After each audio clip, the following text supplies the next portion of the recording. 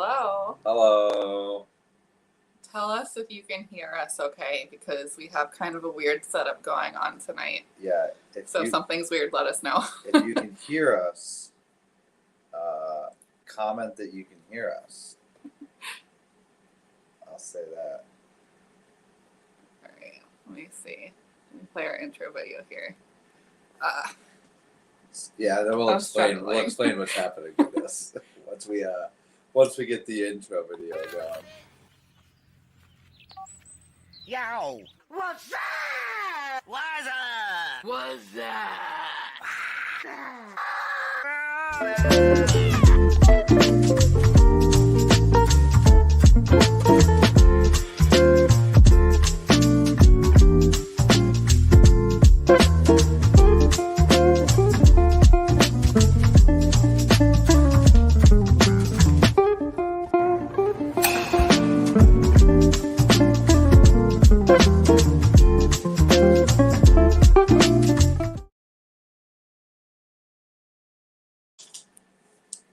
All right.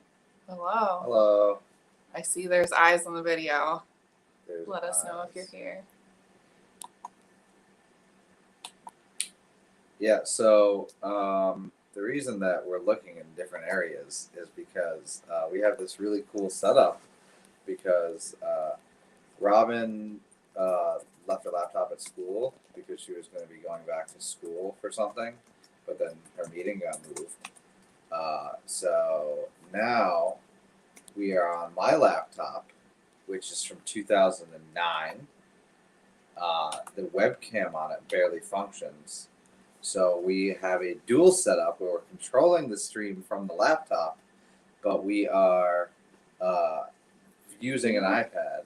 I have to explain the whole thing. Yeah, We're using Logan's really old computer. it's pretty bad. My iPad has a better camera, so that's what we're doing. It's not great. Can you guys hear us? I Good. think so. Think so? I would assume so. How's everybody's week? How's it going? Just chilling. Hi, Rob. Hi, Rob. All right, now I see all the comments there. Cool. How's everyone doing? This is my technical first week of summer break. I have one more meeting tomorrow morning, and then I am done until the end of August. So, very excited. I have to work on Friday because I'm not a teacher. I work all the time. But that's okay. Yeah, you get to take time off, though. Yeah, I get to take It's really gratuitous. hard amounts for of me time when off. I That's true. need to take time off. I am off like half the summer. Rob says his week has been decent. Sound is good. That's important. That's really the only thing that matters. Our week's been good. We weren't in church on Sunday because I was Dress shopping. wedding for dress friends. shopping. Not with for my us. friend. We are already married. Obviously. And Logan wasn't feeling well, so he didn't bring Esther. So it's been a little while since we've been to church and seen everybody. But we had a good week. Last Saturday we took Esther to the Saratoga Flag Day Parade, so that was fun. And she was just pointing, going, "Daddy, policeman car," because she thought all of the police cars all were of the police cars Logan's. are my police cars. So that was fun. It's been a long week. A Jesus puppet. That's super fun. Legendary. Oh man, I have so many memories of like those old puppets from like VBS and stuff. Did you ever get to experience Nope. puppets in church? Nope. I think maybe that was a very specific experience. Yeah, I didn't have church puppets, but they sound fun. I feel like every time we did Vacation Bible School, like somebody had puppets. Kids love puppets. What's not to love? Kids do love puppets. I have a friend that loves puppets. He's an adult. Loves puppets. People love puppets. I don't know. I'm surprised you didn't experience that. But I guess he You went to a small church. Yeah, I went to Tim's dad's Did you church. go to any like VBS though? No. That's your problem. Okay. Tim's dad wasn't a big puppet guy. If you're watching this and your dad is actually a big puppet guy, I apologize to him. I'm sorry, Dwight, if you are in fact a puppet man. My grandfather my grandfather was my pastor growing up, and he had a ventriloquist dummy named Jerry. Classic Jerry. That was always a good time as a kid. Kids love puppets. See, not something I'd be good at, but yeah. I think I was more terrified of puppets. Rob also never went to a Bible summer camp. Yeah, I just never went. It was a small church, so we didn't have one. Sorry for yawning. I've worked all night, so I'm kind of tired. But I could have went to another one, but I didn't. I feel like there was once that I might have gone to 2 different VBSs. I don't know, but we always had like the one at our church, and then like usually my mom would do the crafts or something for it, so we were like there extra. And I feel like we went somewhere else one time too, and then we would go to church camp. So that was fun. I always loved that. Clowns were big at the VBS. That is interesting. I feel like clowns can go one of 2 ways. You love them, or they scare you to death. I think I was always and chill there's with no clowns. middle ground. I'm fine with clowns, but I feel like there's literally clowns are one thing where there's zero middle ground. I don't know. I feel like I could fall in the middle because like I was chill with clowns, but I also don't like being approached by strangers. So it wasn't like I was scared of the clown. I probably would have had the like reaction to pretty much anybody coming at me who I didn't know. So clown ministry. That's pretty interesting.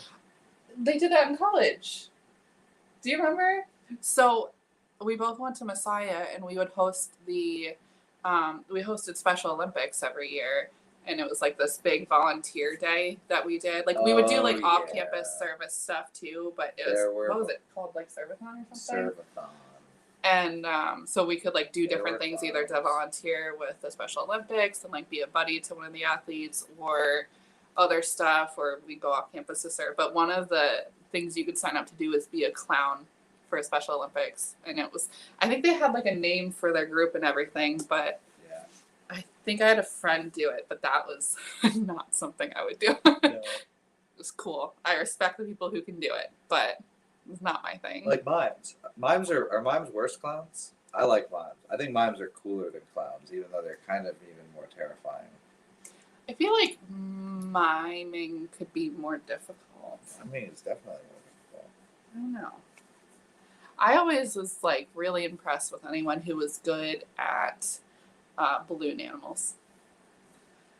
I like went through a phase where I wanted to learn how to do balloon animals. Like someone gave me one of those like klutz books that came with like all the little like instructions and a pack of balloons and a little like pump for it. And I went through a small phase of learning that, but I was always afraid that they were gonna pop, so I never got really good at it because I was kind of afraid of balloons. I was terrified secretly. Wow. Rob, I feel like I need to see this now. Yeah, I want to see Rob juggle. That's legendary. I'm not very good at juggling. I could juggle at a point in my life, and then I think my cousin can juggle. That was never a thing. I try. I can't. Yes, you A can make snake the in classic it. snake. I think I got to a point where I was like, I could make like a sword, so it's like one step up from a snake. I could make. Snake plus. I think I could do a dog, but like anything real complicated or with like lots of little twists, I was afraid the balloon was gonna pop, and I was just afraid of it. I don't know. Yes, Rob will juggle next week. I can't wait.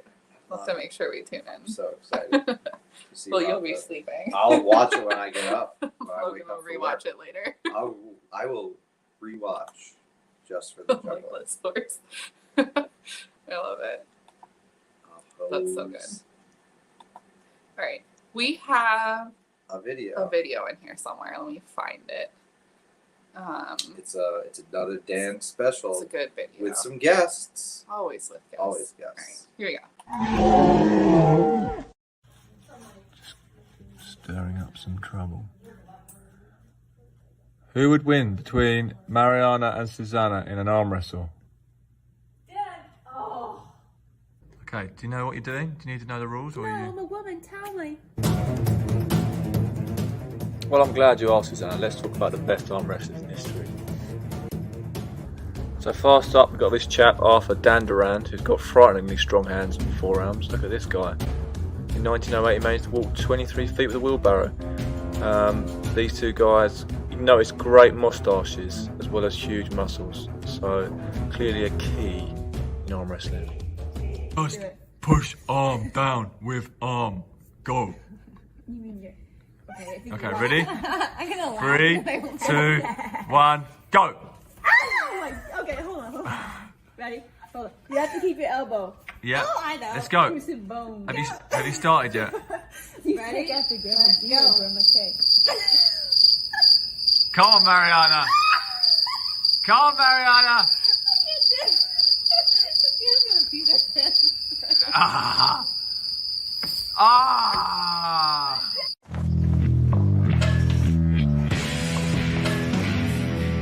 At the age of 17, my uncle entered me into an arm wrestling tournament, and I won. Notice here, key. This guy has My particularly first long pro ponytail. tournament. I freaked Also out, clearly a man. key. Big trophy. I was all fired up, and that's what started the fire right there. Ready, go.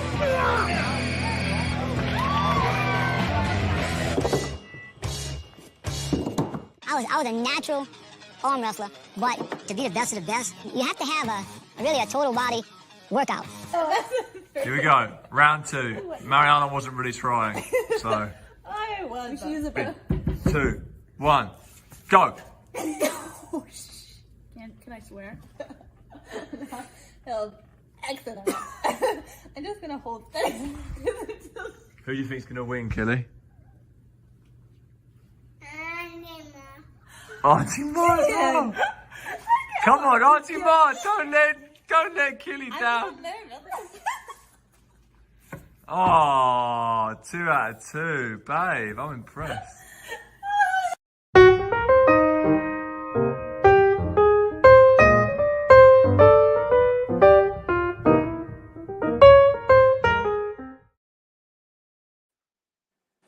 Love it. Amazing. That was a good one. That guy's power must come from his ponytail. Yeah. So that guy, fun fact about that guy, he's an arm wrestler. He's also a noodler, which is a correct way of catching catfish if you're in the South, where they go under the rocks, they wade into the water. It's actually incredibly dangerous because it can kill you. And they stick their hands in crevices underwater, and they let the catfish bite their arms, and then they rip them out, and they catch giant catfish. It checks out because he's got some really strong forearms and really strong arms. That's why he's a noodler. Why do people do that? It's a Southern tradition in New Orleans and Okay. the Bayou. Also, just another example of Logan remembering everything that he's ever seen. Right, yeah. That guy came up with a screen. He's like, I know him. Yeah, he's from... Catfish. The TV show was Hillbilly Hand Fishing. It was on the History Channel. Why was that a show on the History Channel? For the same reason that Pawn Stars and Counting I feel like Cars and those all the have other... a little bit of value. I don't know. Rob wants to know if he had a mustache. I've already forgotten what he looks no, like. he didn't have a aside from his hair. mustache. So the He's- power was not in the He's mustache. pretty clean shaven.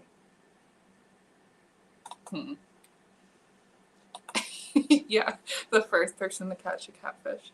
Look it up if you've never seen it. It's pretty wild. Like, you've got to be kind of crazy to do this, because like it's not like you're just sticking your arm, like you're going underwater, like you're just, and there's not wearing any equipment or anything.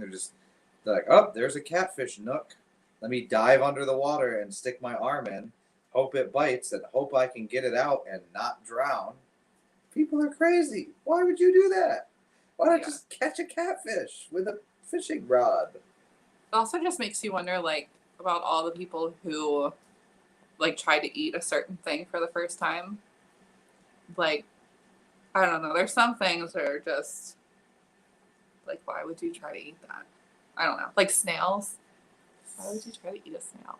I mean, I guess it turned out okay, Those but are in French. who sees that and was like, I'm gonna eat that. That'll be fine. Yeah, let me eat this. There's this thing that's really slimy and it's got a I mean, I hard guess shell. I can understand if you're really hungry. So I mean, I guess it makes sense that you'll try anything. But really, there's a lot of things that's just like, how did we get to this? Like, who did that for the first time and why? I don't know. Arm wrestling's kind of crazy though too. Which is what the actual video was about. not about catfishing, but That's not my strong suit. no. It's more technique than it is strength. Like, I have to shut it down a lot of times when my students start arm wrestling because like they start throwing their whole body into it, which is like also not the way to do it. They're like standing on chairs and then it's just generally unsafe. yeah. So can't do It's that. not always the crazy strong guys that are good at arm wrestling. A lot of forearm strength and technique and practice. It's an art. It's an art form. I don't know if I would call it an art form, but maybe a sport. It's the art of arm wrestling. I guess that's fair. Yeah. I don't know. I feel like there's a lot of like little things like that are like recognized as actual sports, or like there's at least this like cult following of it. What else is there? What's I saw something recently and now I can't remember what it was. thumb wrestling? That has to be a thing too. I don't think there's competitive like that. Oh, it has to be a thing. I I don't would be know. surprised if it's I not. don't know. If you're in the competitive thumb wrestling league, tell us in the comments and prove me wrong. But I'm gonna Yeah, say. our sample size of like And 5. if you comment in the comments that you're in a professional thumb wrestling league, I'm gonna tell you right now you're lying to me because they don't exist. They are not real. I don't know. There's just a lot of things that I wouldn't think of as like being an actual competitive sport, but there are. Like that, we were just talking. Oh, that's what we were talking about last week. Was it Highlight? Highlight, yeah. It's just that like game that you play in your backyard, but it's like an actual serious sport, and it's like really cool to watch. The one with the ball and the curved. cup Yeah, thing. the like curved plasticky thing, and you like fling the ball. You're gonna catch it in it. Don't I was know the never good at rules. that either. But it's intense because the ball is actually heavy. It's not a softball.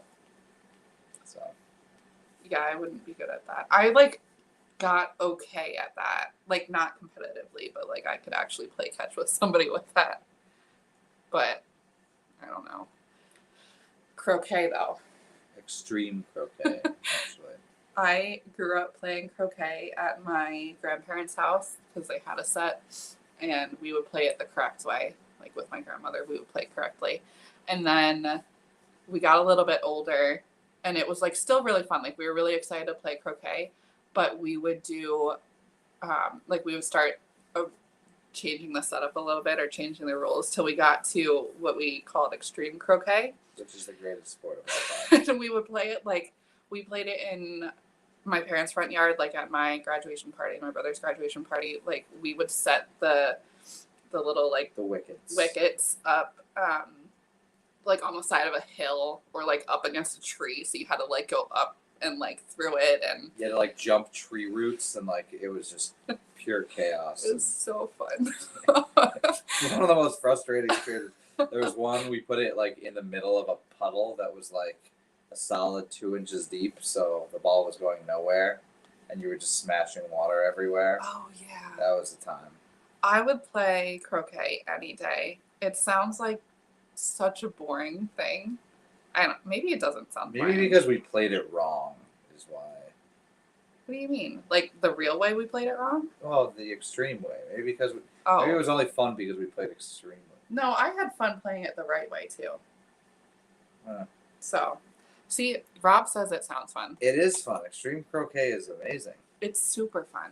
And it's like, it was also fun because we would play it like fast paced. Oh yeah. So It was like you one would person hit it hits once, and and then the first it's next like, person all right, would you're go. up. Let's go. We gotta get. But this we could game be on the like road. really spread apart too because some of the obstacles were really difficult. So yeah, we would just be like, all right, you go 5 times and I'll go over here. we would leave people It in was the fun. dust. It was like croquet mixed with like mini golf, like with the fun obstacles. I Yeah. don't know. I think it was a great invention of a yard game. It was basically mini golf. Now that I'm thinking about it, we just played mini golf with croquet ballots. But like, it was different because you Yes. can hit other people's balls and Oh yeah, there was sabotaging. You could there's send always people. sabotaging. Yeah. You hit somebody else's ball and you either get an extra stroke or you get to just send them flying We however would far away, purposely just send people like into the water. 40 feet away. Just like, oh, all right, you're gonna have a bad time now. It's a fun game. I think that we should definitely play it again. Yeah, Let's have a Next party and church play gathering. yard games. we'll play extreme croquet. We'll have to buy a croquet set Yeah, first. yeah. Super fun. Cool. That's all completely random and Yeah. unrelated. I guess we have like 10 minutes left. So transitioning, I would love to hear people's takeaways from Sunday's message. If anybody has something that came to mind for them. So Britt was talking about surrendering to God and like David and kind of some of his struggles. And I love, she said one thing about, because I just recently went back and watched it because I wasn't there on Sunday, but she said something about like God can tell you to do something and you can say no and be really, really stubborn about it. And that's not like your only chance. Like you will get, like you'll see the consequences of making that wrong choice, but like God will still give you more and more chances to follow him, which I think is just, It's not always a one and done. yeah, Deal. it's good to think about because I think a lot of like humans operate on the like, all right, fine, you're not gonna listen to me or you're gonna hurt me. Like that was your chance, you're done. But that's not how God works, and it's a good reminder. I think that's a good takeaway for like parenting too. It's really hard to like Esther has really gone through it right now. It's got a lot of Throwing feelings. food on the floor, all kinds of stuff. And it's just, I mean, she's just learning. And it's really easy to be frustrated and be like, all right, like you did this twice, we're done, we're taking it away, which is, I mean, usually necessary to do. But that doesn't mean like she doesn't get it back later and gets to try again. So I don't know, it just, she still has a consequence, but gets to try again later. So it's kind of like, I don't know, it feels like maybe God is just parenting a bunch of toddlers. Wow, great analogy. I don't know. That felt familiar to me when Britt was saying it. Surrendering has been a theme for Rob for the past couple of weeks, so it's really confirming. And like how much grace God had for David despite his mistakes. Yeah, like He had a lot of grace for that man. so full of grace. And he does it for all of us too. It's just in different manners. Some mistakes are bigger than others, and some are smaller than others. And sometimes you don't necessarily see it on everything, but it's usually there. We usually get another chance at redemption. Even with all of the mistakes that he made, like he was still, like God still chose him to play this really, really important role, which ultimately like affected all of history. So I don't know, God's so full of grace. And I think Britt also said that was a lot of people have said after going through this much of the Bible so far since we started in Genesis is just seeing God as so full of mercy and grace. And that's not the impression that we might have originally gotten from this part of the Bible. So it's just cool to see that reaffirmed constantly. Ashley says she's been pondering how David wasn't able to fully adjust his relationship with God when he transitioned to king, and how he never had a clear example of what it meant to operate in that role while maintaining the same level of surrender. That's a really good point.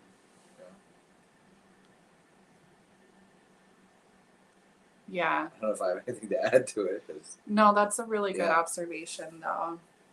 Like, how much better would that have gone? if there wasn't that disconnect. And if David had seen somebody else in that kind of leadership position actively pursuing God Yeah. and like making sacrifices to follow God. That's a really good point. One of the other things that Britt said that I took away when she was talking about surrendering, I wasn't there to see everybody's reaction, but she asked how many people surrendered to God, and things either didn't get better or things got worse. And she was like, I see a lot of people nodding and laughing, and she talked about how it's not always easy, and it doesn't mean everything is immediately going to get better or it's going to go the way that you think it is. That it's a process, and it can take time, and things might get worse in the beginning because that's just how it's meant to be, but it's just part of the surrender. Not everything is always going to go exactly how we think it's going to go when we do something. And sometimes it's like saying yes multiple times. Like following God's initial lead is not necessarily going to get you to that like end goal that you perceive. And it might take saying yes again. Like you might have to walk through a door and watch another door close that you thought you were going to walk right through, but instead, like, there's this other door that opens. I don't know. I think we see that a lot, but we don't always get a chance to look back and reflect on that. I know that's kind of what Britt was talking about too, and that we've talked about recently. But it is cool if you take a moment and look back. Let's see. I'll experience that in life as we transition. Yeah. It is hard. Each new season of your life, whether it's like a new job or just new roles in your life, you have to reevaluate what it means to actively seek God. And that can be really difficult. Like I'm not amazing at it. But that's also kind of where looking back and seeing that he never led you astray, that can give you hope to continue in that. It can be hard though. Yeah, because not everything is going to fit together, like you said, with different seasons. Sorry, I'm mumbling. Look, with different seasons of life, not everything's going to fit together with every other season. Like if you get a new job and challenges and experiences that come with that, might not necessarily fit with everything that's been going on. So you have to take a look and reevaluate all of it. Well, I also feel like every time something major changes for me, like that is the only thing that my brain can process or focus on, and it's just like I am living and breathing that like thing in my life, like new job or like buying a house and like all this new responsibility, and you kind of forget to continue seeking that relationship with God. So I mean, it's really easy to get thrown off. Yeah. We have 1 minute left. If you guys have prayer requests for this week or anything in general, feel free to throw them in the chat. I'll see if I can grab them before I pray us out. You've got 12 seconds. I have more than. No. Oh, they have more than 2 seconds. Kidding. Take all the time you need. I'm in no rush. It's okay if we go a minute or two over. Yeah, we historically go a minute or two over. I don't know. Rob says prayer for healing. Definitely. Anybody else? Okay. I will just let you guys throw that in the comments, and then do you want to pray or? You can pray. Of course. Okay. Lord, I just thank you for this time that we can check in together, have a little bit of fun, and just collect our thoughts from Sunday. Lord, I thank you for the message that Brittany and previously Susanna and everyone else has been bringing. Just thank you for the way that you've been revealing your true heart to us through those messages. Lord, I pray that you would just go with us this week and keep that in our hearts and our minds. And Lord, I just pray for healing for Rob. Holy Spirit, that you would just fall on him and bring the healing that he needs. Lord, you know exactly what he needs. I pray that you would do that for him, Lord. I thank you again for this time, and I pray that you would just be with us as we go throughout our week. In your name I pray. Amen. All right. Thanks for tuning in Thanks, guys. on this Wednesday. It's a nice hairdo you've got going on. Yeah. It's pretty wild right now. All right. Have a good week. Bye, everybody. Bye, everyone.